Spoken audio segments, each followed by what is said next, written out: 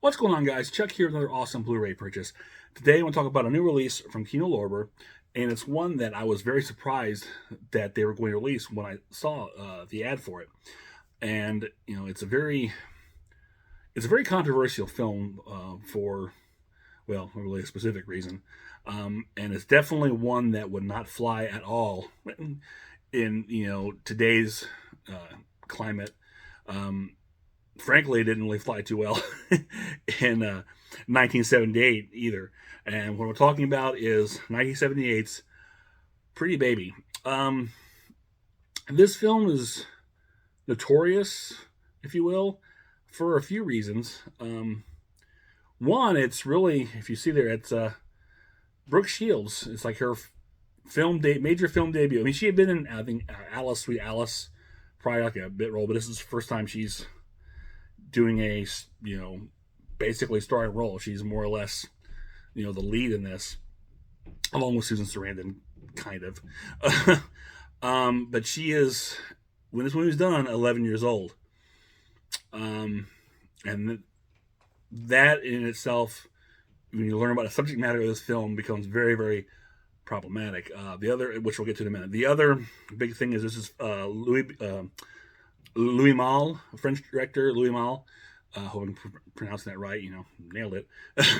This was his first American film, and well, let's get into it. Okay, it's. I believe he co-wrote. He wrote the story, or he co-wrote it.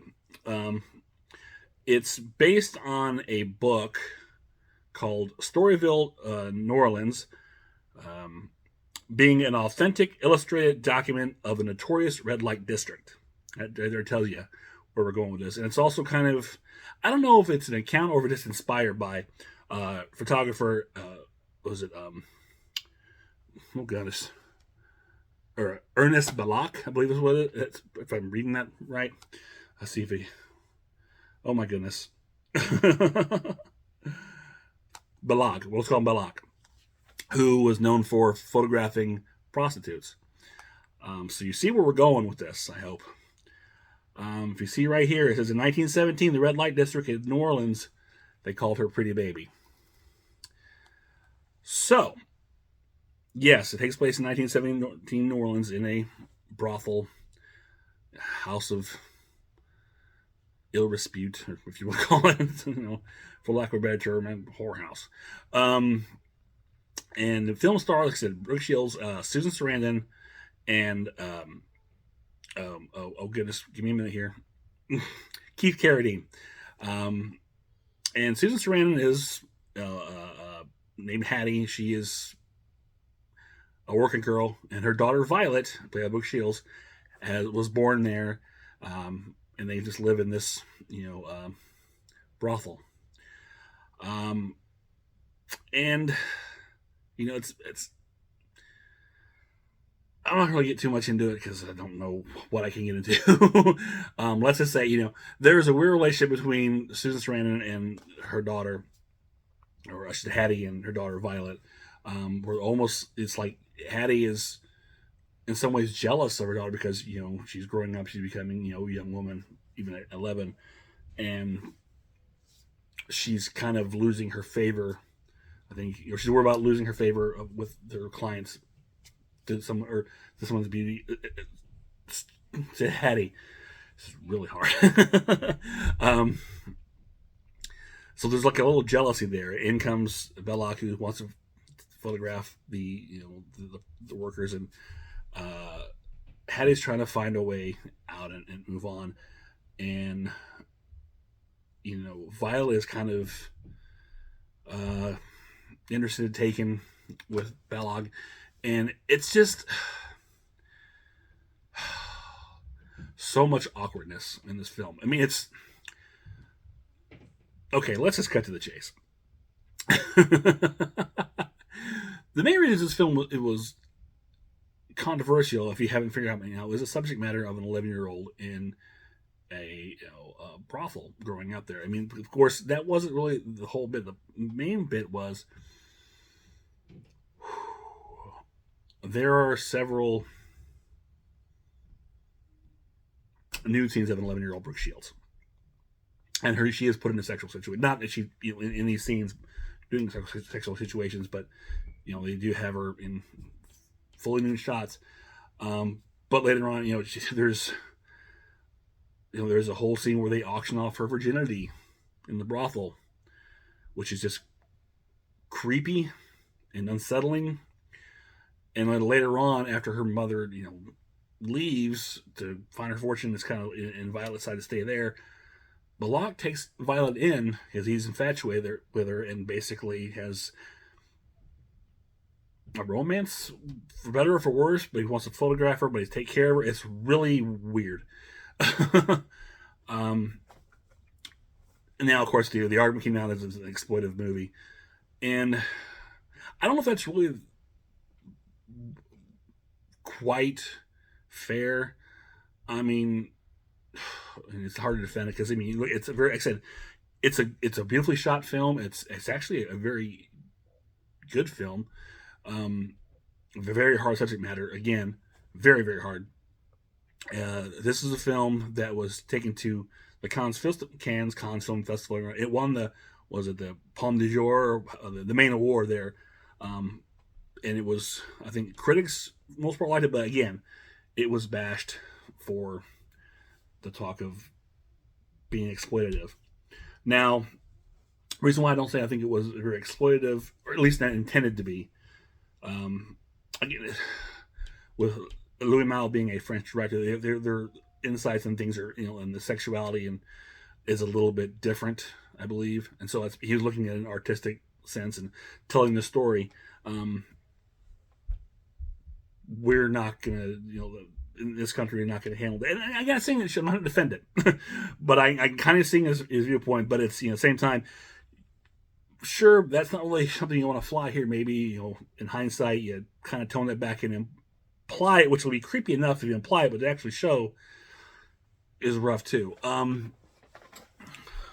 But so again, that's one of the reasons why I was kind of surprised to see that Kino Lorber was releasing this film, and it's there. It's not like edited or cut. It's there 100% how it was intended. Which, again, watching the film, it's a good movie. It's interesting, but you can't help but feel uncomfortable for obvious reasons.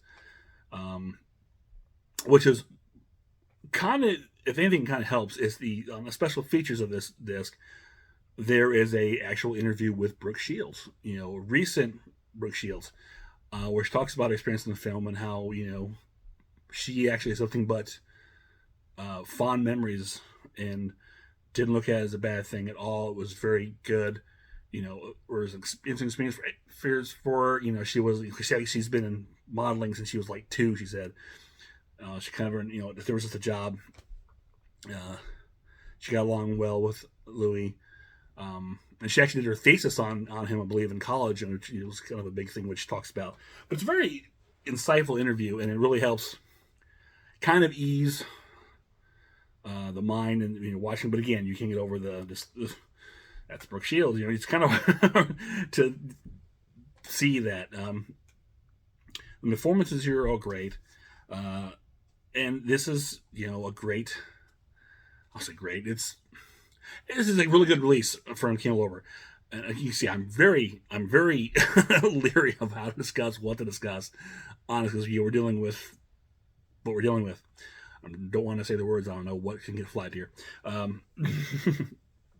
But this disc was a great release. I think it's probably the first time it's been on Blu-ray, and I thought it was kind of disappeared. I saw it years ago because I heard about its reputation, and for better or for worse, when I hear about films with reputations, good or bad, mostly bad, or for some reason, it's like, it becomes like, it's almost like trademark mentality. Ooh, I gotta see that just for what it is. I don't know what it is about me, but there you go. So I sought it out and I found it, and I realized I enjoyed the movie. I do. These the Brooke Shields scenes are very uncomfortable to watch.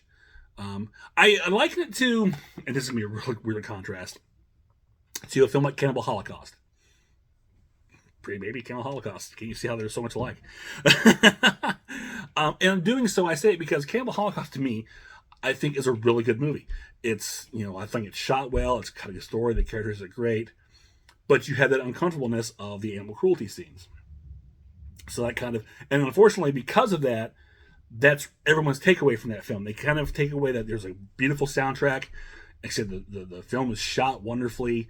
I think the characters, everything, story is just done very well. But again, you throw in that animal cruelty, which didn't need to be there. Let's be honest. It really, that's all people remember, and they forget about that. Same can be said for Pretty Baby. There's a good movie here. It's shot beautifully. It's a good story in there. But you throw in these scenes of an 11-year-old Brooke Shields, and it's like they don't need to be there. And you take those out, and it's not going to hurt the film. I mean, I don't know what. I can't, because maybe it's exploited, but I don't. Again, I'm looking at. He's not really looking at. Oh, he's showing your face. It's just basically telling the story. To quote, I think Leonard Maltin, who has a little snippet as a special feature on here talking about the movie. Quote, paraphrase. He's like, the thing about it, it's not really exploitive. Louis Mal is not making you think one thing or the other. He's just basically putting it out there, letting you decide. It's just basically, it's how he's telling the story. I don't think it's really put in there for shock factor, like, oh wow, like you would think of in a typical exploitation film. But at the same time, doesn't need to be there. No, you could clip those out and just imply them without showing them, and I think you have the same effect. Maybe less creepy. But again, because of that, at least Cannes Film Festival, people love it. I don't think overseas it was fun, because I guess these things are handled or dealt with a little easier overseas as opposed to in America, where it just didn't fly. And like I said, with today's climate, I'm really surprised that Kino Lorber had the guts to release this. But kudos to them, preserving film. But so here is the Blu-ray release, Pretty Baby from Kino Lorber. Here's your back. You get performance with Susan Sarandon and Keith Carradine. Everything in here, everyone in here is really good. It's there is a good movie in here if you can get past the quote unquote ick factor. Special features: you got audio commentary with film historian Kat Ellinger, which I'd be interested to listen to that. I'll have to do that sometime. The Experience of Innocence, Brooke Shields on Pretty Baby, which again has a very good. It's like a half an hour interview, very good. Filemaker. Eyes are going. Filmmaker focus with film historian Leonard Maltin on Pretty Baby again, which I think that's only about 8 or 9 minutes, but it's very it's interesting to get his take on it and kind of help you more or less rationalize things or understand things a little better. And then have La Vie en Grise, again nailing this Italian or French, I think it was French. Video essay by filmmaker, historian Daniel Kramer, which basically talks about Louis Mal's some of his American films and just their, I don't know, I want to say their meaning or how they fit together. I'm not really sure. Honestly, it was very the narration was very dry, monotone. I wanted to be interested. There were some interesting facts in there, but the narration kind of threw me out because it's very dry, very monotone, just kind of blah, blah, blah. So it really took me out of the interest for that. And then you got a bunch of trailers on here, including Pretty Baby. So here we have a nice slipcover, the disc, and that's really all there is. No reverse. Just your basic Kino Lorber disc, which, again, with Kino Lorber, I kind of wish they would go with disc card. I thought about this before. I'm not really a big fan of this logo on this. I like a little art, something. But, I mean, nothing else. It is distinctive of Kino Lorber. So, there is that. So, 1978's controversial, but good, Pretty Baby, starring a very, very young Brooke Shields. There you have it. From Kino Lorber, just released. Again, surprising that they put it out, but I'm glad they did, and I'm glad I picked it up. Nothing else for historical reasoning to put on the shelf. So that is it for now. If you enjoyed it, click thumbs up, share, subscribe, leave me a comment below. Let me know if you've seen Pretty Baby, if you heard of it at this point. Because this one is what it's not talked about. It's kind of swept under the rug. And again, I'm sure it's probably better now. It would not fly in this day and age, and it barely flew in 1978. Or just say hi. I'll always take hi. Until next time, this is Chuck saying I will see you on the other side.